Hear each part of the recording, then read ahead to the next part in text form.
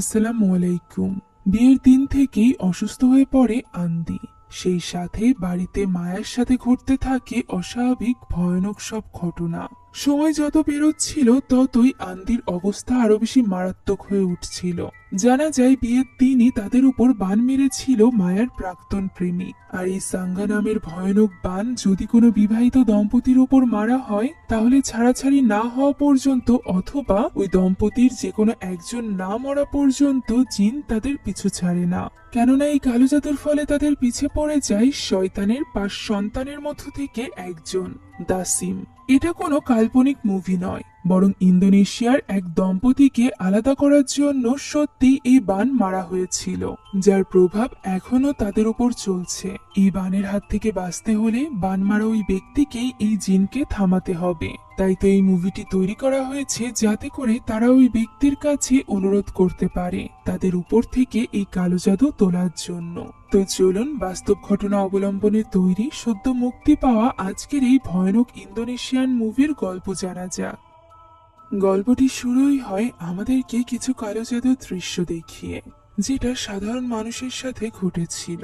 এই দৃশ্যগুলো দেখানোর সাথে সাথে এই গল্পের নায়িকা অর্থাৎ মায়া আমাদেরকে বলে যে কালো জাদুর ব্যাপারে আমরা অনেকেই অজ্ঞ, আমরা বিশ্বাস করি না, মনে করি যে এই ব্যাপারে বিশ্বাস করলে আমাদের ঈমান নষ্ট হবে। তবে কালো জাদু এই পৃথিবীতে সত্যিই আছে। এমনকি হাদিসেও বদনজর, কালো জাদু এইসবের ব্যাপারে বলা আছে। তবে আল্লাহ বাদে অন্য কোনো কালাম যে এই জিনিস ঠিক করতে পারে এই ব্যাপারে বিশ্বাস করাই হলো ঈমান নষ্ট করার মূল। তবে এই কালো জাদুর ফলে আপনজনদের ওপর বিপদ আসলে আমরা এইসবের ব্যাপারে একদমই ভাবি না। মায়ার গল্পটাও কিছুটা ওরকমই। মায়া এবং তার হাজবেন্ড আন্দির কণ্ঠস্বর থেকে আমরা জানতে পারি বিয়ের পর থেকেই তাদের সাথে এই সকল অদ্ভুত কর্মকাণ্ড শুরু হয়েছিল, যেখানে আন্দি প্রায় অসুস্থ থাকত। তার শরীরে ক্ষতের সৃষ্টি হয়েছিল। সে কারোর আওয়াজ শুনতে পেত যে কিনা সব সময় তাকে নিজের ক্ষতি করতে বলতো। আন্দি কয়েকবার নিজেকে শেষ করে দেওয়ার চেষ্টাও করেছে, এমনকি সে উঠে দাঁড়াতে পর্যন্ত পারত না। এরপর আমাদেরকে স্ক্রিনে একটা হাদিস দেখানো হয়, যে ব্যাপারে আমি গল্পের শেষে আলোচনা করব। আপাতত চলুন জানা যাক শুরু থেকে মায়ের সাথে কি ঘটেছিল। গল্পটি শুরু হয় 2018 সালে একটা বিশেষ দিন থেকে। দিনটি ছিল মায়ার গ্রাজুয়েশন কমপ্লিটের দিন। সেখানে আমরা মায়ার সাথে তার সব থেকে ভালো বন্ধু সাদ্দামকে দেখতে পাই। সাদ্দাম মায়াকে প্রশ্ন করে যে তার পরবর্তী পরিকল্পনা কি। মায়া বলে যে গ্রাজুয়েশন কমপ্লিটের পরপরই তার বিয়ে করার প্ল্যান রয়েছে। তবে সাদ্দাম তাকে 3 বছর অপেক্ষা করতে বলে। মায়া ব্যাপারটা বুঝতে পারে না। তখন সাদ্দাম জানায় যে সে মায়াকে বিয়ে করতে চায়, সে তাকে পছন্দ করে। তখন মায়া বলে এর জন্য তার আগে তার পরিবারের সাথে কথা বলতে হবে। তার বাবা মা যদি রাজি থাকে তাহলে সেও রাজি। তখন সাদ্দাম বলে যে এর জন্য তো তার প্রস্তুতির প্রয়োজন।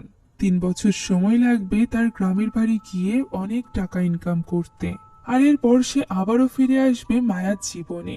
3 বছর পর সে মায়াকে সুন্দরভাবে প্রপোজ করবে, সেই সাথে তার পরিবারের কাছে তার বিয়ের প্রস্তাব নিয়ে যাবে। ততদিন পর্যন্ত মায়া যেন অপেক্ষা করে। তবে মায়া এই ব্যাপারে কোনো রকম প্রমিস করতে পারে না, কেননা এর মাঝে যদি তার পরিবার কোনো যোগ্য ছেলে পেয়ে যায় এবং তার বাবার মনে হয় যে ওই ছেলের সাথে মায়া সুখে থাকবে, তাহলে মায়া তাদের কথা মেনে নিবে। এমন সময় মায়ের কাছে কল আসে তার ছোট বোনের। ফলে মায়াকে বাড়িতে ফিরে যেতে হবে, যে কারণে সে তাদের ছবিটি তুলে দেয় সাদ্দামের হাতে। আর এরপর সাদ্দামকে বিদায় জানিয়ে সে সেখান থেকে চলে যায়। এই ছিল সাদ্দামের সাথে মায়ার শেষ দেখা। 1 বছর কেটে যায়। মায়া নতুন চাকরি পেয়েছিল সাব ডিস্ট্রিক্ট অফিসে। তার একটা অভ্যাস ছিল যে সে নিজের জীবনের সব রকম আপডেট হোয়াটসঅ্যাপের স্ট্যাটাসে শেয়ার করত। ওই দিন যখন সে তার অফিসের ছবি তুলে আপলোড করে তখন সাদ্দাম তাকে মেসেজ করে। সাদ্দাম তার চাকরি পাওয়ার খবর শুনে খুশি ছিল। তাদের দুজনের মাঝে এখানে 2-1টা কথা হয়। গত 1 বছরে তাদের সম্পর্ক কিছুটা এমনটাই চলছিল। এই ব্যাপারে মায়া তার ফ্রেন্ডদের সাথেও শেয়ার করে যে লম্বা সময় ধরে তার সাদ্দামের সাথে কোনো রকম যোগাযোগই হচ্ছে না। হয়তোবা সে তার কাজ নিয়ে অনেক বেশি ব্যস্ত হয়ে পড়েছে। আমরা মায়ার ব্যবহার থেকে বুঝতে পারি যে সে গত 1 বছর ধরে সাদ্দামের জন্যই অপেক্ষা করছিল। তবে এখন তো তার বাবা মাও তার জন্য ছেলে দেখতে শুরু করেছিল। অলরেডি কয়েকজনকে মায়া না করে দিয়েছে। তার বাবার মতে ছেলে হতে হবে পরহেজগার, ইমানদার এবং সব থেকে বড় কথা সে যেন মায়ার সমান সমান হয়। কারণ একটা সম্পর্কে যখন স্বামী স্ত্রীর সমান সমান না হয় তখন তাদের মধ্যে অনেক রকম ইনসিকিউরিটি দেখা দেয়, যেগুলো ভবিষ্যতের সংসার জীবনে অনেক বেশি সমস্যার সৃষ্টি করে। বাবার এই কথা থেকে মায়া বুঝতে পারে সাদ্দামকে বেছে নেওয়া মায়ার ঠিক হবে না। তাই সে এখানে তার বাবাকে প্রমিস করে যে যোগ্য ছেলে পেলে সে এই বছরই বিয়ে করে নিবে। ফলে তার বাবা মা দুজনই ভীষণ খুশি হয়ে যায়। ওই দিন মায়া তার বোন সোফিয়ার সাথে মসজিদে গিয়েছিল, যেখানে ইমামের খুতবা শুনে তারা যখন বের হচ্ছিল তখন তার বান্ধবী নীলাম একজন ছেলের সাথে কথা বলছিল। তাদের তো মনে হয় নীলাম হয়তোবা ছেলেটিকে পছন্দ করে, তবে নীলাম এখানে উল্টোটাই তাদেরকে জানায়। মূলত ছেলেটি নীলামের সিনিয়র ছিল, আর এই ইসলামিক স্টাডি গ্রুপে অ্যাড থাকার কারণে সে মায়াকে কয়েকবার দেখেছে।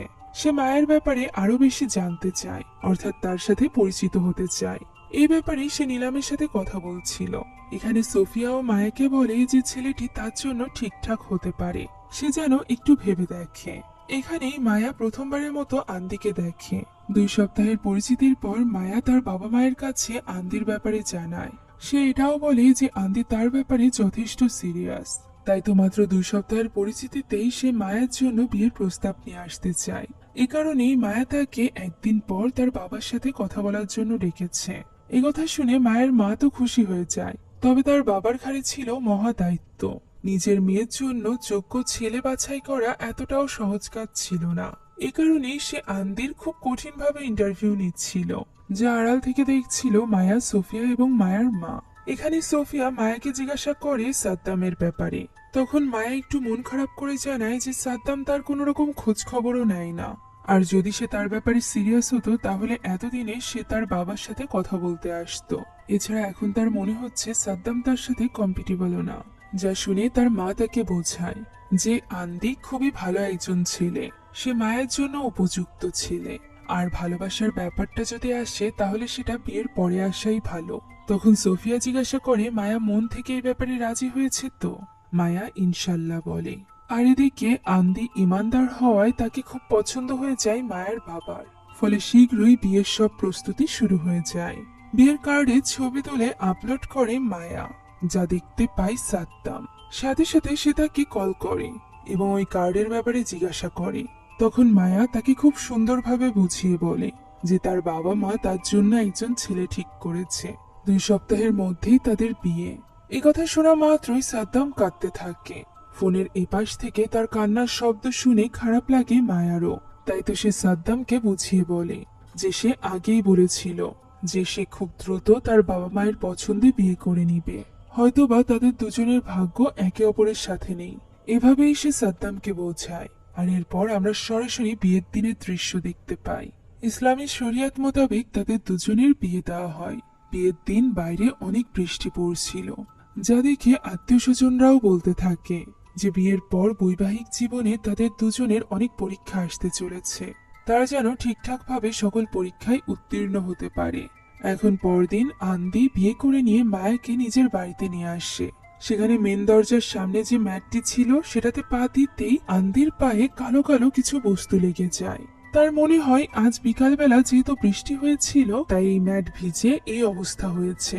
এখন ভেতরে প্রবেশ করে প্রথমবারের মতো আন্দির বাড়ি দেখে মায়া ভীষণ খুশি হয়ে যায় এবং সবকিছু কবুল করে নেয়।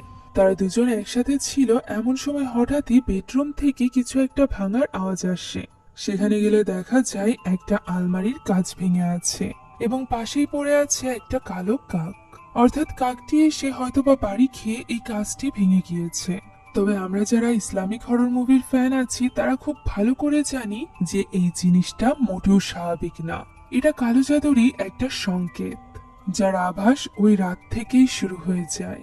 রাতের বেলা ঘুমের মাঝে হঠাৎই আন্দি উঠে বসে এবং অদ্ভুত সব ইশারা করতে থাকে, সেই সাথে কি সব বলতে থাকে, যা শুনে ঘুম ভেঙে যায় মায়ারও।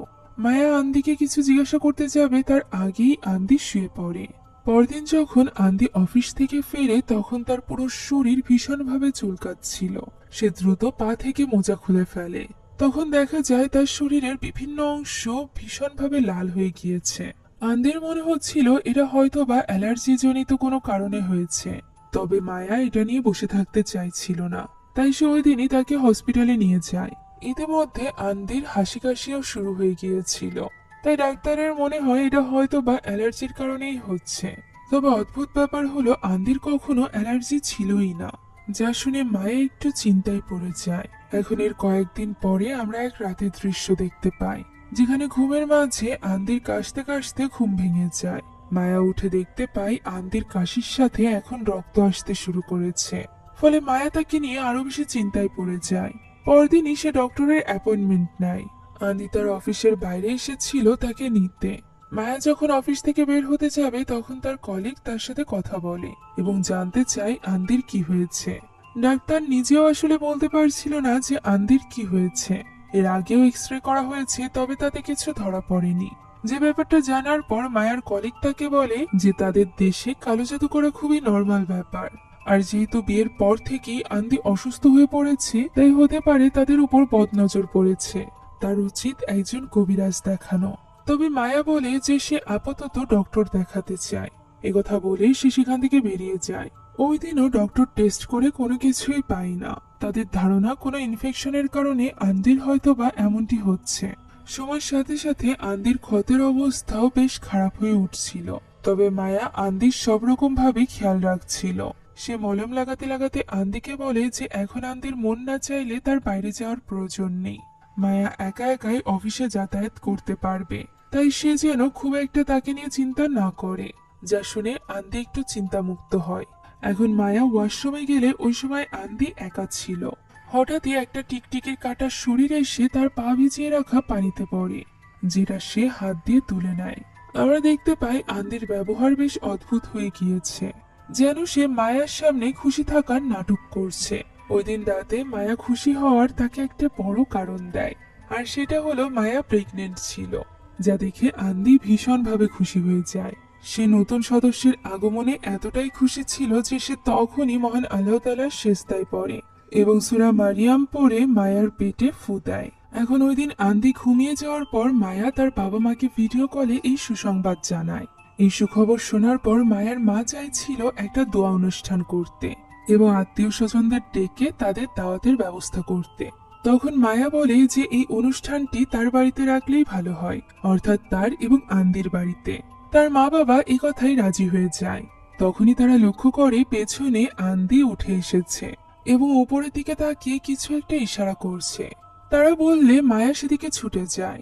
দেখে মনে হয় যেন আন্দির হুঁশ ছিল না, যার হুঁশ ফিরিয়েছিল মায়া। আন্দির এই অবস্থা দেখে সে তার বাবা মায়ের কাছ থেকে বিদায় নিয়ে নেয়। এরপর আমরা দাওয়াতের আগের দিন রাতের দৃশ্য দেখতে পাই। হঠাৎই মায়ার ঘুম ভেঙে যায় এবং সে দেখতে পায় আন্দি তার পাশে নেই। সে উঠে যায় আন্দির খোঁজে। ড্রয়িং রুমে আন্দি একা একা দাঁড়িয়ে ছিল, যা দেখে মায়া তার কাছে যায়। সে কি দেখছে এটা জিজ্ঞাসা করলে আন্দি তাকে হাতের ইশারায় সামনের দিকে দেখায়, যেখানে মায়া কিছুই দেখতে পাচ্ছিল না। তাই সে লাইটটি জ্বালায়। দেখা যায় সেখানে কিছুই নেই। তবে আন্দি তখনও পর্যন্ত বলছিল যে ওটা ওখানেই দাঁড়িয়ে আছে। আন্দির চোখ থেকে ভয়ে অশ্রু পড়তে শুরু করে। তবে মায়ের মনে হচ্ছিল আন্দি হয়তো বা ভুল কিছু দেখেছে, তাই সে আন্দিকে বুঝিয়ে সেখান থেকে নিয়ে যায়। তখনই আমরা দেখতে পাই সেখানে থাকা টেবিল ল্যাম্পটি যেন ভেঙে যায়, অর্থাৎ সত্যি সেখানে কিছু একটা ছিল যা মায়া দেখতে পাচ্ছিল না, তবে আন্দি ঠিকই দেখতে পারছিল। পরদিন সকালে তোড়জোড়ের সাথে শুরু হয়ে যায় দাওয়াতের আয়োজন। মাকে রান্নায় সাহায্য করতে গিয়েছিল মায়া, তবে তার শরীরটা ভীষণ খারাপ করছিল, যে কারণে তার বোন তাকে বলে রেস্ট নিতে। তবে হাতে বেশি সময় ছিল না, যে কারণে মায়া সেখান থেকে যেতে চায় না। তার এই অসুস্থতা আন্দিও লক্ষ্য করে এবং তাকে বলে রেস্ট নিতে। সে দরকার হয় মায়ার অংশের কাজটুকু করে দিবে। যেহেতু দাঁড়িয়ে থেকে সবকিছু গোছানোই কাজ ছিল, তাই মায়াও এখানে আন্দিকে না বলে না। আন্দি সেখানেই দাঁড়িয়ে কাজ করতে থাকে। এরই মাঝে হঠাৎ করে তার কিছু একটা হয়ে যায়। পাশে চলতে থাকা মিক্সি কেটলির আওয়াজ যেন সে কিছুতেই সহ্য করতে পারছিল না। এদিকে তার ক্ষতস্থানেও ভীষণ চুলকাচ্ছিল, যে কারণে তার জন্য ব্যাপারটা অসহনীয় হয়ে ওঠে। তখনই এক অদৃশ্য কণ্ঠ তাকে বলতে থাকে তার হাত কেটে ফেলতে।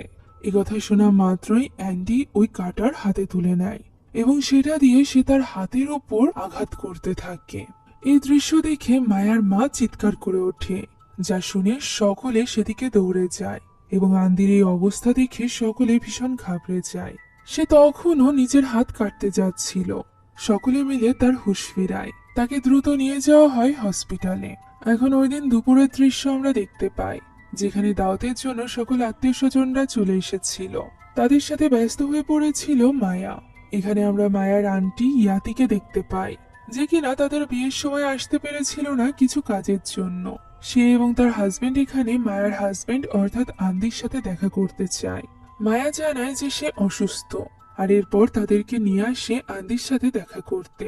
সেখানে আন্দিকে দেখা মাত্র ইয়াতি যেন ঘাবড়ে যায়। অন্য কেউ যা দেখতে পেত না তা ইয়াতি দেখতে পেত।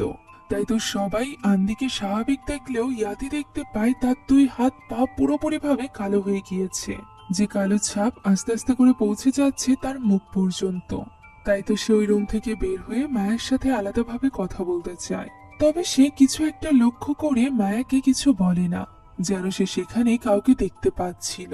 সে বলে যে সে পরে মেসেজে তাকে সবটা জানাবে। কথা বলে সে সেখান থেকে চলে যায়। ওই রাতেই সে আবারও মায়াকে কল করে এবং বলে আন্দির থেকে দূরে গিয়ে তার সাথে কথা বলতে। কথা শুনে মায়ার রুম থেকে বেরিয়ে আসে। তখন ইয়াতি তাকে বলে যে আন্দির উপর কেউ বান মেরেছে, অর্থাৎ কালো জাদু করেছে, যার ফলে কোনো জিন তার ক্ষতি করছে।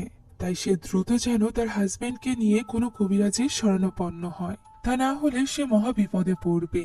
এটা শুনে মায়া অনেক চিন্তিত হয়ে পড়লেও সে বুঝতে পারছিল না যে তার কি করা উচিত। তাই সে এই ব্যাপারটা আন্দির সামনেই তার বাবা মায়ের সাথে শেয়ার করে। তবে তার বাবা তো এই ধরনের কালো জাদুর মতো বিষয়ে একদমই বিশ্বাসী ছিল না। তাই তো মায়ের মা এখানে তাকে বোঝানোর চেষ্টা করে যে কালো জাদুর মতো বিষয় মহানবী সাল্লাল্লাহু আলাইহি ওয়াসাল্লামের সময়ও ছিল, তাই এই ব্যাপারে তাদের সতর্ক থাকা উচিত। তখন তার হাজবেন্ড বলে যে সে জানে কালো জাদুর মতো বিষয় আছে বা ছিল, কিন্তু তাদের এইসব ব্যাপারে বিশ্বাসী হওয়া যাবে না যে এর ফলে কারোর কোনো ক্ষতি হয়, কেননা এর ফলে ঈমান দুর্বল হয়ে যাবে। আমাদের একমাত্র মহান আল্লাহ তাআলার শক্তির উপরই বিশ্বাস রাখা উচিত। সে আন্দিকে জিজ্ঞাসা করে যে সে এইসব ব্যাপারে বিশ্বাস করে কিনা। আন্দি তখন অন্য মনোযোগী ছিল, যা দেখে সে আন্দিকে বলে যে খাবার শেষে সে আন্দির সাথে কিছু কথা বলতে চায়। মায়ার মনে হচ্ছিল তার বাবা হয়তো বা আন্দিকে বকা দিতে পারে, তাই সে বাড়িতে ফেরার সময় আন্দিকে জিজ্ঞাসা করতে থাকে যে তার বাবা কি বলেছে। উত্তরে আন্দি জানায় মায়ের বাবা তাকে বেশি বেশি করে নামাজ আদায় করতে বলেছে, সেই সাথে সকাল এবং সন্ধ্যার সময় কোরআন তেলাওয়াত করতে বলেছে। তখন মায়া আন্দিকে প্রশ্ন করে যে সে রাতের বেলা কি এমন স্বপ্ন দেখে, যা দেখে সে প্রতিনিয়ত জেগে যায় এবং অদ্ভুত সব আচরণ করে। মায়া এই কথা বলার সময় আন্দি বারবার আয়নাতে পেছনের সিটেই দেখছিল, যেন সেখানে ভয়ানক কেউ একটা বসেছিল, যাকে শুধুমাত্র আন্দি দেখতে পাচ্ছিল। তাই সে কোনো ব্যাপারে কথা বলতে চায় না, যা দেখে মায়াও এখানে কিছুটা কষ্ট পেয়ে চুপ হয়ে যায়। যেটা বুঝতে পেরে এবার আন্দি বলতে শুরু করে যে তার সাথে কি হচ্ছে তা সে নিজেও জানে না। সে প্রায় অদ্ভুত সব জিনিস অনুভব করে। ভয়ানক এক কণ্ঠ শুনতে পায় সে, যে কিনা তাকে নিজেরই ক্ষতি করতে বলে। এছাড়া সে মাঝে মাঝে ভয়ানক কিছু দেখতে পায়। কথা বলা মাত্রই মায়া এক ভয়ানক রূপ ধারণ করে, যে কিনা আন্দিকে প্রশ্ন করে যে সে কি তাকেই দেখতে পায়। এটা দেখে আন্দি ভীষণভাবে ঘাবড়ে যায় এবং কোনো মতে অ্যাক্সিডেন্ট হতে হতে তারা রক্ষা পায়। এই ঘটনায় মায়া অনেক বেশি ঘাবড়ে গিয়েছিল। তাই তো বাড়িতে ফিরে সে ওয়াশরুমে বসে কাঁদতে থাকে। এখন তো শুধুমাত্র নিজের প্রাণ হারানোটাই ভয় নয়, বরং তার সাথে এখন ছোট্ট আরো একটি প্রাণ রয়েছে। তাকে নিয়ে মায়া আরো বেশি চিন্তিত ছিল। এদিকে মায়া যখন কাঁদছিল তখন আমরা আন্দিকে দেখতে পাই, যার রোগ আরো বেশি বেড়ে উঠেছিল। সময়ের সাথে সাথে সে আরো বেশি অসুস্থ হয়ে পড়ছিল। এভাবেই 3টা মাস কেটে যায়। মায়া তখন নিজের প্রেগন্যান্সি নিয়ে অনেক খুশি ছিল এবং নতুন প্রাণটার জন্য অপেক্ষা করছিল। তখনই হঠাৎ করে সে আন্দির চিৎকারের শব্দ শুনতে পায়। রান্নাঘরে দৌড়ে যেতেই সে দেখতে পায় আন্দি ছটফট করছে। ইতিমধ্যে তার অসুস্থতা এত বেশি বেড়ে গিয়েছিল যে তাকে হুইলচেয়ার ব্যবহার করতে হচ্ছিল। মায়া গিয়ে তার হুঁশ ফেরায়। যখন আন্দি তাকে বলে যে আন্দি তাকে দেখেছে, সে এখানেই উপস্থিত আছে, তবে মায়া আন্দির কোনো কথাই বোঝে না। আমরা বুঝতে পারি আন্দিকে প্রতিনিয়ত ভয়ঙ্কর কোনো কিছু ভয় দেখিয়ে চলেছিল, যে ব্যাপারে ধারণা করতে পারে মায়াও। তাই তো সে পুরো বাড়ি জুড়ে সিসিটিভি ক্যামেরা লাগিয়ে নেয়। ওই দিন রাতে সিসিটিভি ক্যামেরার ফুটেজ আমরা দেখতে পাই, যেখানে মাঝরাতে আন্দি ঘুম থেকে উঠে হুইলচেয়ারে বসে। তবে আচমকাই তার চেয়ার থেমে যায় এবং সে উঠে দাঁড়ায়, আর এরপর কাউকে একটা সিজদা করতে থাকে, যেন সে কারোর উপাসনা করছিল। পরদিন সকালেই মায়া সোফিয়ার সাথে দেখা করে এবং তাকে ওই সকল সিসিটিভি ফুটেজ দেখায়, যেখানে আরো কিছু ক্লিপ ছিল, যেমন ঘুম থেকে উঠে অদ্ভুত অঙ্গভঙ্গি করা, সেই সাথে ড্রয়িং রুমে চলার সময় আচমকাই তার হুইল চেয়ার অন্য কেউ কন্ট্রোল করতে শুরু করা, সেই সাথে তার ছায়াও পরিবর্তন হয়ে যাওয়া। এইসব কিছু দেখে সোফিয়াও বেশ ঘাবড়ে যায়। মায়া বলে সে এবার হাঁপিয়ে উঠেছে। এখন তো মাঝে মাঝে আন্দি নিজেকেই নিজে ক্ষতি করার চেষ্টা করে, যে ব্যাপারটা নিয়ে সে এখন বেশ ভয়ে আছে। তাই সে চাইছিল দ্রুত এর কোনো সলিউশন খুঁজে বের করতে। সে আন্দিকেও এ ব্যাপারে জানায়, সেই সাথে এটাও বলে যে সে সম্পূর্ণ চেষ্টা করবে যারা ইসলামিক ওয়েতে এইসব বিষয়ে চিকিৎসা করে তাদেরকে খুঁজে বের করতে। এভাবেই ওস্তাদ ইদ্রুস নামের একজন লোকের খোঁজ পেয়ে তারা পৌঁছে যায় তার বাড়িতে। ইনি ছিল একজন কাশিয়াব। কাশিয়াব তাদেরকে বলা হয় যারা কিনা জিনদেরকে দেখতে পায় বলে দাবি করে। তাই তো মায়ার মনে আশা জাগে যে তারা হয়তো বা খুব শীঘ্রই এর কোনো ফল পাবে। ওস্তাদ ইদ্রুসও এখানে দোয়া কালাম পড়তে শুরু করে। মহান আল্লাহর কালাম শোনা মাত্রই আন্দির ভেতরে থাকা জিন নিজেকে প্রকাশ করে এবং ওস্তাদকে বলে যে চেষ্টা করে কোনো লাভ নেই, সে আন্দিকে বাঁচাতে পারবে না। তখন ওস্তাদ তাকে জিজ্ঞাসা করে যে সে কে এবং সে আন্দির শরীরে কেন এসেছে। উত্তরে আন্দির ভেতরে থাকা জিন জানায় যে তাকে বলা হয়েছে আন্দিরকে টর্চার করার জন্য, ততক্ষণ পর্যন্ত যতক্ষণ না পর্যন্ত সে মারা যাচ্ছে। একথা শুনে ওস্তাদ এখানে দোয়া কালাম পড়ে আন্দির চোখ চেক করে, আর তার চোখ দেখতেই ওস্তাদ নিজেও অনেকটা ঘাবড়ে যায়। সে কাগজে আরেকজন কবিরাজের অ্যাড্রেস লিখে দেয় এবং মায়াকে জানায় যে আন্দির ভেতরে থাকা জিন অনেক বেশি স্ট্রং। এই কালো জাদু অথবা অভিশাপ যে পাঠিয়েছে সেই অভিশাপ মুক্ত করা তার পক্ষে সম্ভব নয়। ওস্তাদের দেখানো কবিরাজের কাছেও তারা দেখায়, যেখানে কবিরাজ এক বোতল বিশেষ পানি পড়া দেয়। রাতের বেলা আন্দির কাশির সাথে যখন রক্ত বের হচ্ছিল তখন মায়া তাকে ওই পানিটি পান করতে দেয়। তবে এতেও খুব একটা লাভ হয় না। তবে এতেও মায়া হার মানে না। সে প্রেগনেন্ট অবস্থাতেই আন্দিকে নিয়ে বিভিন্ন জায়গায় ছুটাছুটি করতে থাকে। সব জায়গা থেকে বারবার ব্যর্থ হয়ে তাকে ফিরতে হয়। একজন কবিরাজ তাকে জানায় যে তার হাজবেন্ডকে অভিশাপ দেওয়া হয়েছে, অর্থাৎ বান মারা হয়েছে, যার নাম ছিল পয়জন সাঙ্গা। এটি কোনো এক তৈলাক্ত পদার্থের মাধ্যমে তার হাজবেন্ডকে কোনোভাবে স্পর্শ করেছে, আর এর ফলে তার মধ্যে প্রবেশ করেছে অভিশাপের বিষ। আর এই বিষের সাথে কানেক্টেড রয়েছে এক শয়তান জিন, যে কিনা টর্চার করে করে ওই ব্যক্তিকে মেরে ফেলবে যার উপর এই বান মারা হয়েছে। মায়া প্রশ্ন করে যে এর থেকে বাঁচার উপায় কি। লোকটি তখন টুপি খুলে রাখে এবং বলে যে এই পয়জন সাঙ্গার সাথে সে লড়াই করতে পারবে না।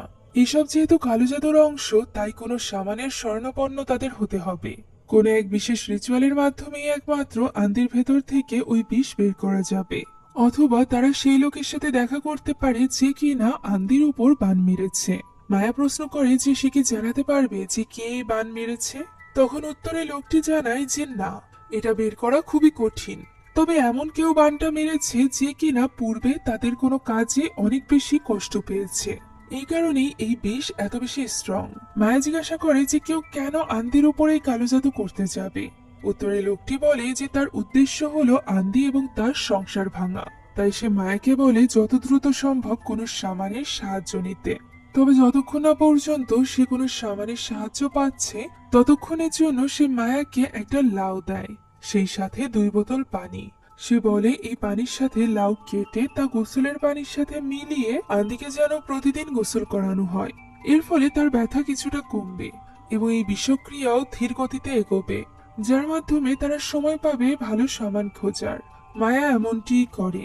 তবে গোসলের সময় হঠাৎ করে পুরো বাড়ির লাইট চলে যায়, যা দেখার জন্য মায়া বাথরুম থেকে বের হলে হঠাৎই আবার সব লাইটগুলো ফ্লিকার করে জ্বলতে আরম্ভ করে, যা দেখে মায়া ফিরে যায় বাথরুমে, যেখানে সে দেখতে পায় আন্দি হুইল চেয়ারে বসা।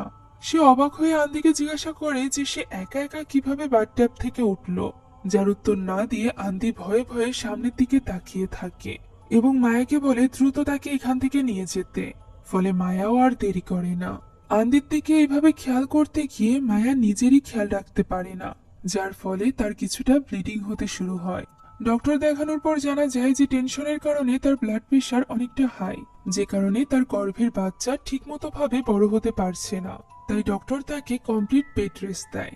তবে পুরোপুরি ভাবে বেড রেস্ট নেওয়ার সুযোগ তো মায়ার কাছে ছিলই না, কেননা ওই দিনই সে ইয়াতির কাছ থেকে একটা রিচুয়ালের ব্যাপারে জানতে পারে, যেটা করলে হয়তো বা এই সাঙ্গা পয়জনকে নষ্ট করা যাবে। এটা একটা ট্র্যাডিশনাল রিচুয়াল যা শামানরা করে থাকে।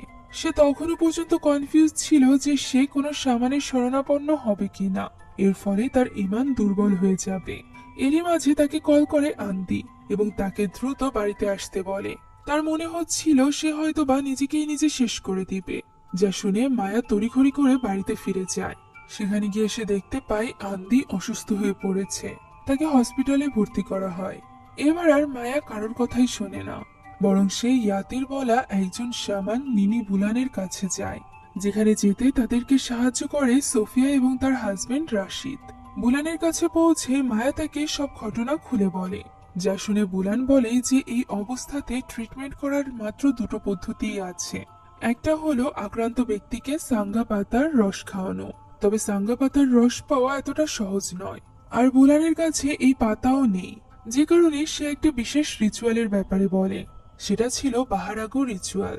তবে সমস্যা হচ্ছে বুলান অনেকটা অসুস্থ, আর যেহেতু এই রিচুয়ালটা অনেক কঠিন, সেই সাথে অফারিংও দেওয়ার প্রয়োজন হয়, তাই তার মেয়ে কিছুতেই চাইছিল না বুলান এই রিচুয়াল করুক। তবে মায়া বারবার তাদেরকে অনুরোধ করতে থাকে। তখন বুলান দেখতে পায় মায়া প্রেগনেন্ট। এই অবস্থাতে তার মন কিছুটা নরম হয় এবং সে তার মেয়েকে বলে যে সে কিছুতেই চায় না মায়ার সন্তান বাবা ছাড়া এই পৃথিবীতে আসুক, আর এ কারণেই সে তাদেরকে সাহায্য করবে। তাই সে লোকজন জড়ো করতে বলে, যাতে করে বুলানের উপর প্রেসার কম আসে। সেই সাথে অফারিং এরও ব্যবস্থা করতে বলে। এখন ফাইনালি রিচুয়াল শুরু হয়। রিচুয়াল শুরু হওয়ার সাথে সাথে সেখানে থাকা সকলের ওপর জিন আসর করে এবং তারা পাগলের মতো নাচতে থাকে। এরপর বুলানের মেয়ে এসে আন্দির পেট থেকে ওই বিষ বের করে। কিছুক্ষণের মধ্যেই আন্দির জ্ঞান ফিরে আসে এবং সে রক্ত বমির সাথে সাথে শক্ত কিছু একটা বের হয় তার পেট থেকে, আর এইভাবেই তার ভেতর থেকে বেরিয়ে আসে ওই বিষ। সর্বশেষে বুলান আন্দিকে বলে বাকিদের সাথে নাচতে। আন্দি বাকিদের সাথে নাচতে শুরু করার সাথে সাথে বাকিরা মাটিতে লুটিয়ে পড়ে, আর এইভাবেই এই রিচুয়াল সম্পন্ন হয়। এই কথা বুলান তাদেরকে জানালে মায়া তাকে প্রশ্ন করে যে তাদের উপর এই কালো জাদু কে করেছিল। বুলান বলে তাদের অতীত থেকে কেউ একজন, তবে কার অতীত থেকে এবং কে এটা বুলান বলতে পারবে না, কেননা খুব শক্তিশালী কোনো সামান দ্বারা সে নিজেকে প্রোটেক্ট করে রেখেছে। এছাড়া এই জাদুটিও অনেক বেশি শক্তিশালী। অন্য কোনো মানুষ হলে এতদিনে হয়তো বা সে মারা যেত, তবে এত শক্তিশালী জাদুও দুর্বল হয়ে গিয়েছে আন্দির ঈমানের কাছে, কেননা ঈমানের থেকে শক্তিশালী আর কিছুই হতে পারে না। এই কারণেই মূলত এই জাদু করার পরও আন্দি এখনো বেঁচে আছে। এছাড়া মায়া প্রেগনেন্ট, তার ভেতরে থাকা এই বাচ্চাই মূলত তাদের সম্পর্ককে আরো বেশি স্ট্রং করেছে। সে মায়াকে সবসময় মনে রাখতে বলে যে এই জাদুটি করা হয়েছে তাদের দুজনকে আলাদা করার জন্য, আর এই জাদু কখনোই শেষ করা সম্ভব নয়। অর্থাৎ এই জাদু ক্ষত রেখে যাবে, যে ক্ষত দিয়ে সে আবারও প্রবেশ করতে পারবে। তাই এই জাদুর সাথে লড়াই করতে গেলে অবশ্যই নিজেদের ইমোশনের উপর কন্ট্রোল করতে হবে, যেমন রাগ, ঘৃণা এইসব আসতে দেওয়া যাবে না নিজেদের সম্পর্কের মাঝে, কেননা সাঙ্গা কালো জাদু ডিলই হলো আমৃত্যু পর্যন্ত এই কালো জাদু ভিকটিমের পিছু ছাড়বে না। অর্থাৎ হয়তোবা এই কালো জাদুর ফলে তারা দুজন আলাদা হয়ে যাবে, তা না হলে তাদের মধ্য থেকে যে কোনো একজন মারা যাবে, আর ততদিন পর্যন্ত তাদেরকে এই জাদুর সাথে লড়াই করে যেতে হবে। বিশেষ করে মায়াকে নিজের ইমোশনের উপর কন্ট্রোল রাখতে হবে। সবটা জানার পর আন্দিকে নিয়ে মায়া বাড়িতে ফিরে আসে। এভাবেই কেটে যায় 2 সপ্তাহ। আন্দি পুরোপুরিভাবে সুস্থ ছিল এবং সে আস্তে আস্তে করে নিজের রেগুলার লাইফে ফিরছিল। অসুস্থ থাকার কারণে অলরেডি তার বিজনেসে অনেকটা লস হয়ে গিয়েছিল, তবে সে মায়াকে এই ব্যাপারে চিন্তা করতে নিষেধ করে, সে সবটা সামলে নিবে। একথা শুনে মায়া যায় চা পান করতে।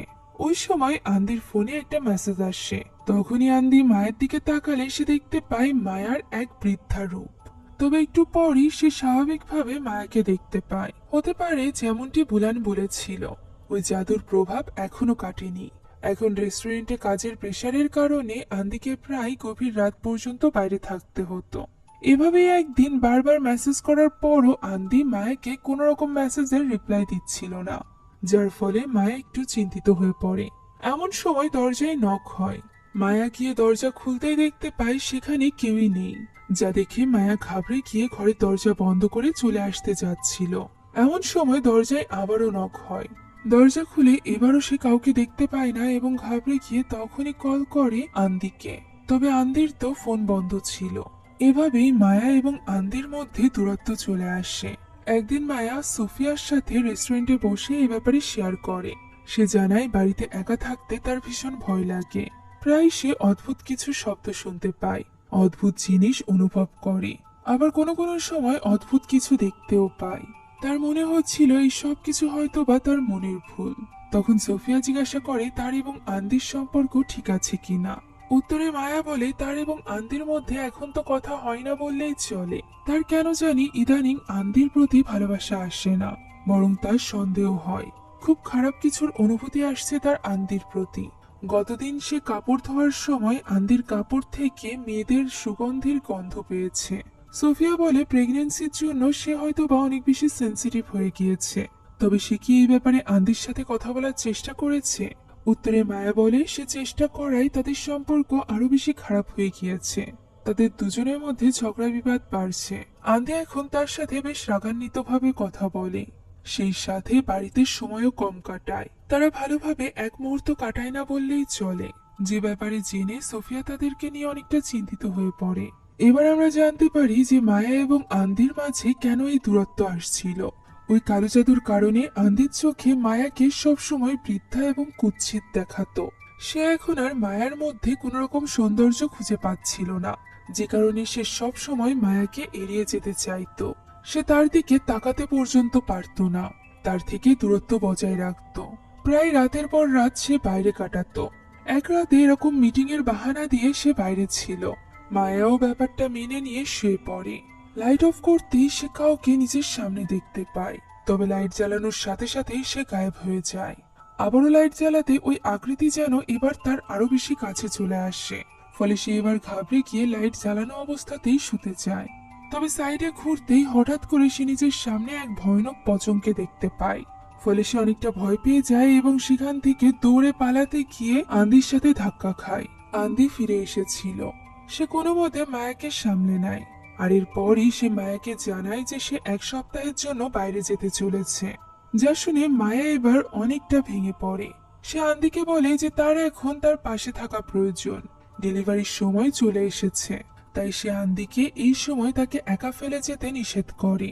আন্দি বলে এই প্ল্যানটা অনেক আগে থেকেই করা। সে ফাইনালি তার রেস্টুরেন্টের জন্য ইনভেস্টমেন্ট পেতে চলেছে, তাই সে এই সুযোগ হাতছাড়া করতে পারবে না। তবে সে মায়াকে প্রমিস করে যে এটাই শেষবার। যা শুনে মায়া এবারও মেনে নেয়। ইদানিং মায়া একাই নামাজ পড়তো। আন্দি বিভিন্ন বাহানায় তার সাথে নামাজ পড়তে চাইতো না। পরদিন সকালে মায়া নামাজের জন্য অজু করার সময় আন্দির কাপড় ওয়াশরুমে পায়, যেখানে সে আবারও ওই সেন্ট পায়। তবে সে এই ব্যাপারে গুরুত্ব না দিয়ে আগে নামাজ আদায় করে নেয়। এরপর সে আন্দিকে যায় নামাজের জন্য ডাকতে। আজ যেহেতু সে এক সপ্তাহের জন্য বাইরে যেতে চলেছে, তাই সে আন্দিকে নামাজ পড়ে নিতে বলে। তখনই হঠাৎ আন্দির ফোনে মেসেজ আসে। তখন মায়া তার ফোন চেক করতেই একেবারে ভেঙে পড়ে, কেননা সেখানে নিসা নামের একজন মেয়ের সাথে আন্দি প্রতিনিয়ত কথা বলে চলেছিল। মায়া জানতে পারে নিসা মূলত আন্দির এক্স গার্লফ্রেন্ড ছিল। তার সাথেই মূলত আন্দি গত কয়েকদিন ধরে সময় কাটিয়ে আসছিল। এমনকি সে নিসাকে এও বলেছিল যে সে মায়াকে বিয়ে করে আফসোস করছে। মায়ের সাথে বিয়ে হওয়ার পরপরই তার দুর্ভাগ্য শুরু হয়েছে, তাই সে খুব দ্রুতই এই সম্পর্ক থেকে বের হয়ে আসতে চায়। এমনকি ওই দিনও নিসার সাথেই তার ট্যুরে যাওয়ার প্ল্যান ছিল, যেটা জানার পর অনেক বেশি ভেঙে পড়ে মায়া। তাই তো পরদিন সকালে সে আন্দিকে ছেড়ে দিবে বলে সিদ্ধান্ত নেয়। আন্দি যখন মায়ার ব্যাগপত্র দেখে তখন সে অবাক হয়ে যায়। মায়া বলে তার ডিভোর্স লাগবে। যা শুনে আন্দি তার এমনটি বলার কারণ বুঝতে পারে না এবং তার উপর গলা উঁচু করে কথা বলতে গেলে মায়া তাকে একটা থাপ্পড় মারে। আর এরপর তার ফোনের মেসেজ দেখার ব্যাপারে সে জানায়। সে সাথে নিসার ছবিও দেখায়, যেগুলো সে আন্দির পকেট থেকে পেয়েছিল। ফলে আন্দি এবার চুপ হয়ে যায়। সে বলতে থাকে যে সে এমনটি করতে চায়নি, বরং তার মনে হচ্ছে ওই কালো জাদুই তাকে দিয়ে এই কাজ করাচ্ছে। মায়া তার কথা মানতে চায় না, কেননা কোনো কালো জাদু কিভাবে তাকে পরকীয়ার মতো জঘন্য কাজ করাতে পারে। নিজের পাপ ঢাকার জন্যই আন্দি এমন কিছু বলছে। এমনকি আন্দি এখানে মায়ার পায়ে পড়ে এবং তার কাছে ক্ষমা চায়। তবে মায়া আন্দিকে ক্ষমা করতে পারে না। সে ফিরে চলে যায় তার বাবা মায়ের বাড়িতে। এভাবেই এক সপ্তাহ কেটে যায়। প্রেগনেন্ট অবস্থাতে এত বড় প্রেশার সে নিতে পারছিল না। তখন তার মা তাকে বোঝায় যে হতে পারে কোনো ভুল বোঝাবুঝি হয়েছে, এমনিতেই তার ডেলিভারির সময় চলে আসছে, তাই তার এখন উচিত আন্দির সাথে বেশি বেশি সময় কাটানো, যাতে করে তারা বাচ্চার আসার জন্য প্রস্তুতি নিতে পারে। তার মা বুঝতে পারছিল আন্দির থেকে দূরে থেকে মায়া খুশি নয়। এছাড়া তার পরিবারের কেউ আন্দির করা এই পরকীয়ার ব্যাপারে জানতো না, শুধুমাত্র মায়ার 2 ফ্রেন্ড বাদে। তাই তো এবার তাদের কথা শুনে মায়া ওই দিন বাড়িতে ফিরে আসে। তবে সে কলিং বেল বাজানোর আগেই লক্ষ্য করে যে বাইরের সবকিছু উলটপালট হয়ে পড়ে আছে। ফলে সে সিসিটিভি ক্যামেরা অন করে এবং দেখতে পায় ভেতরে আন্দি ছটফট করছে। সে তখনই সোফিয়া এবং রাশিদের সাহায্যে ভেতরে প্রবেশ করে এবং আন্দির কাছে ছুটে যায়। আন্দির অবস্থা আগের থেকেও অনেক বেশি খারাপ হয়ে গিয়েছিল। সে এখানে মায়াকে সামনে দেখে তার কাছে ক্ষমা চায়। সে বলে যে সে এমন অপরাধ করেছে যা সে কখনো কল্পনায়ও চিন্তা করেনি। সে জানে না সে এই অপরাধ কেন করলো। সে যদি মায়ের কাছ থেকে ক্ষমা না পায় তাহলে সে মরেও শান্তি পাবে না। এই কথা বলতে বলতেই আন্দি অজ্ঞান হয়ে পড়ে। আন্দির এই অবস্থা দেখে তখনই মায়া, সোফিয়া এবং রাশিদ মিলে তাকে নিয়ে রওনা হয় বুলানের বাড়ির উদ্দেশ্যে। তবে পথে হঠাৎই গাড়িটি থেমে যায়। হঠাৎই তখন আন্দি ভয়ানকভাবে হাসতে আরম্ভ করে এবং মায়াকে বলে যে সে শুধু শুধু অযথা এত কষ্ট করছে, তারা আন্দিকে কিছুতেই বাঁচাতে পারবে না। একথা বলে সে ভয়ানকভাবে হাসতে থাকে। মায়া এখানে ভয় পেয়ে আন্দির হাত বেঁধে দেয়। রাশিদ বারবার সূরা কালাম পড়ার ফলে আন্দির ভেতরকার জিন তখনের মতো শান্ত হয়। এখন তাকে নিয়ে যাওয়া হয় বুলানের বাড়িতে, যেখানে বুলানের মেয়ে দরজা খোলে। সে আন্দির কাপড় কেটে দেখতে পায় যে এই কালো জাদু মাত্র 1 সপ্তাহের মধ্যেই আন্দির প্রায় হৃদয় পর্যন্ত পৌঁছে গিয়েছে। এর মানে আগের বারের থেকেও এইবার এই বান আরো কঠিন ভাবে মারা হয়েছে। যে সামান এই বান মেরেছে সে ওই জিনের সাথে নির্দিষ্ট সময়ে ডিল করেছে। 1 সপ্তাহ ডিল করে থাকলে 1 সপ্তাহের মধ্যেই আন্দি মারা যাবে। 1 মাসের ডিল করা থাকলে 1 মাসের মধ্যেই আন্দি মারা যাবে। তবে তার সিচুয়েশন দেখে বুলানের মেয়ের মনে হয় যে আন্দি কাল সকাল পর্যন্তও বাঁচবে না। এখানে সব থেকে বড় সমস্যার ব্যাপার হলো বুলান মারা গিয়েছিল। তার মেয়ে অত শক্তিশালী সামান নয়। এর উপর আবার এবার আন্দির বডি অলরেডি ওই জিনের কবজায়, যে কারণে তার পক্ষে কোনো কিছু করা সম্ভব ছিল না। এখন শুধুমাত্র সাঙ্গার পাতার মাধ্যমে এই বিষ নিঃসরণ করা সম্ভব। এর জন্য সে আগে কিছু লিকুইডের মাধ্যমে সান্দির শরীরে ওই জিনকে আটকে নেয়। আর এরপর তাদেরকে নিয়ে রওনা হয় ফাহাদ নামের একজন ওস্তাদের বাড়িতে, কেননা বুলানের মেয়ে সারির মতে ফাহাদই পারবে ওই পাতা দিয়ে অ্যান্টিবায়োটিক বানাতে। তবে সে তার মেয়ের মৃত্যুর পর পাশের গ্রামে চলে গিয়েছিল। সে এইসব করা ছেড়েও দিয়েছে, যে কারণে প্রথমে ওই জিন খুশি হয়ে যায়। তবে সে যখন জানতে পারে যে ফাহাদ তাদেরকে সাহায্য করতে চলেছে, তখনই সে সেখান থেকে পালিয়ে যাওয়ার চেষ্টা করে। তাকে কোনো মতে ধরে ভেতরে নিয়ে আসা হয়। ফাহাদ এখানে পবিত্র পানির সাহায্যে তাকে কিছুটা শান্ত করে, আর এরপর সারিকে বলে যে সে এই কাজ করা অনেক আগেই ছেড়ে দিয়েছে। সে এই কাজের দিকে আর ফিরে যেতে চায় না। আল্লাহর কালামের পথেই এখন সে এগোচ্ছে। সারি বলে সে নিজেই দরকার হয় এই অ্যান্টিডোটটি বানাবে, তার শুধুমাত্র ফাহাদের সাহায্যের প্রয়োজন। এমন সময় হঠাৎই মায়া প্রসেস হয়ে যায় এবং সে ফাহাদকে বলতে শুরু করে যে সে এই কাজে কখনোই সফল হবে না। সে ব্যর্থ হবে ঠিক যেমন ভাবে সে ব্যর্থ হয়েছিল নিজের মেয়েকে বাঁচাতে। এখানে এই শয়তান জিনকে দেখা মাত্রই ফাহাদ চিনে ফেলে। এই শয়তানটি ছিল দাসিম, যে কিনা ইবলিশ শয়তানের 5 সন্তানের মধ্য থেকে একজন। কালো জাদুর সময় দাসিমকে ব্যবহার করা হয় যাতে করে হাজবেন্ড ওয়াইফের মধ্যে ঘৃণার জন্ম দিতে পারে।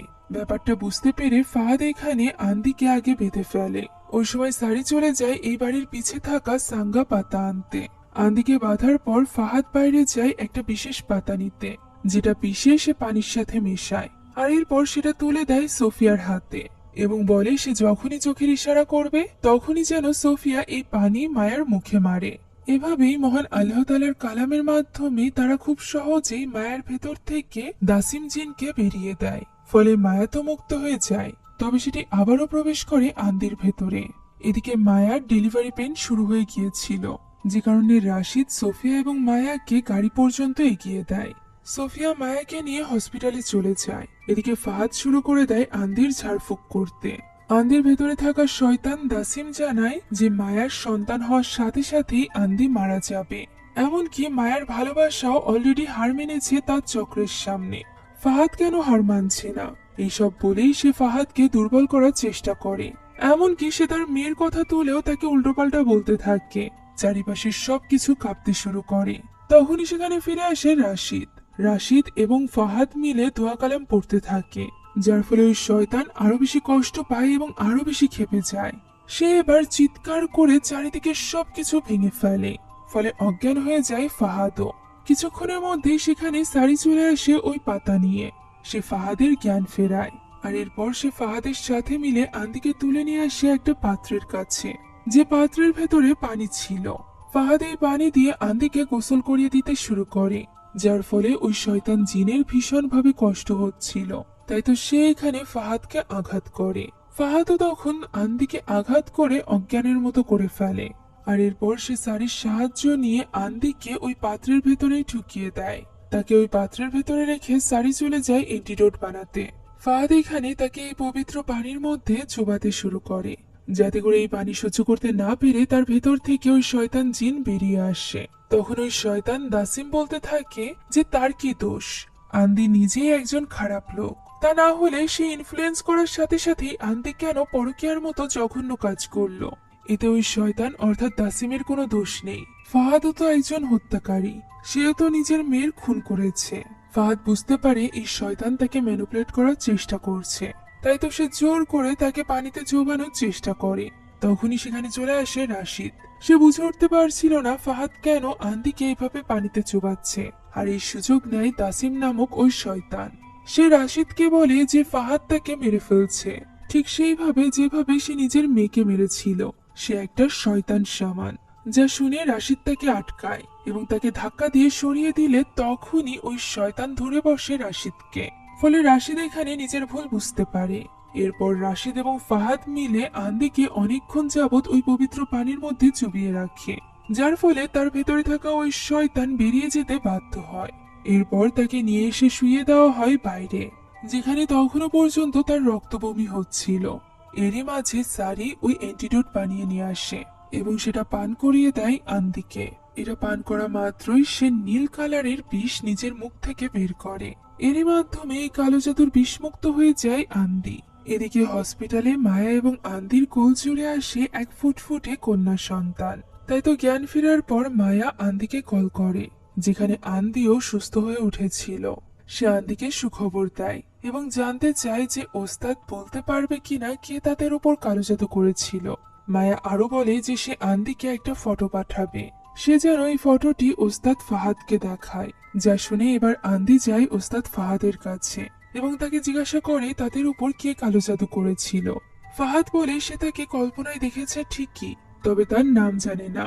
সেই সাথে সে আন্দিকে বলে যে সে যেন ওই ব্যক্তির বিরুদ্ধে কোন রকম রাগ নিজের মনে পুষে না রাখে, এর ফলে তাদের ক্ষতি ছাড়া ভালো কিছু হবে না। তখন আন্দি তাকে একটা ছবি দেখায়, যেটা আর কারণ নয় বরং সাদ্দামের ছিল। এটা মায়া তাকে পাঠিয়েছিল। সাদ্দামের ছবি দেখে ফাহাদ জানায় যে হ্যাঁ, এই ব্যক্তি তাদের উপর কালো জাদু করেছে। যেটা জানার পর মায়া আরো বেশি ভেঙে পড়ে। সে কখনো ভাবেনি তার বন্ধু সাদ্দাম তার এত বড় ক্ষতি করতে পারে।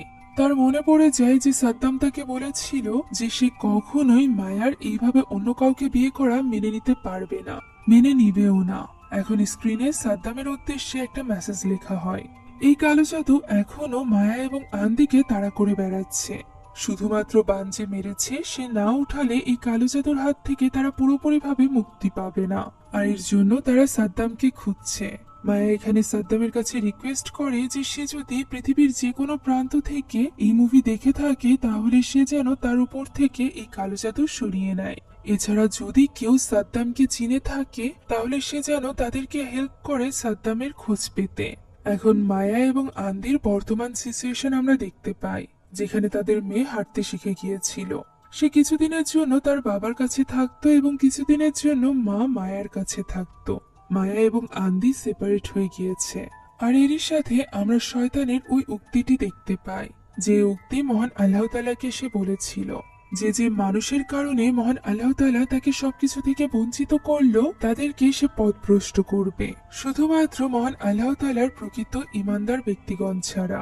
এরই সাথে শেষ হয়ে যায় বাস্তব ঘটনা অবলম্বী আজকের এই হরর গল্পটি।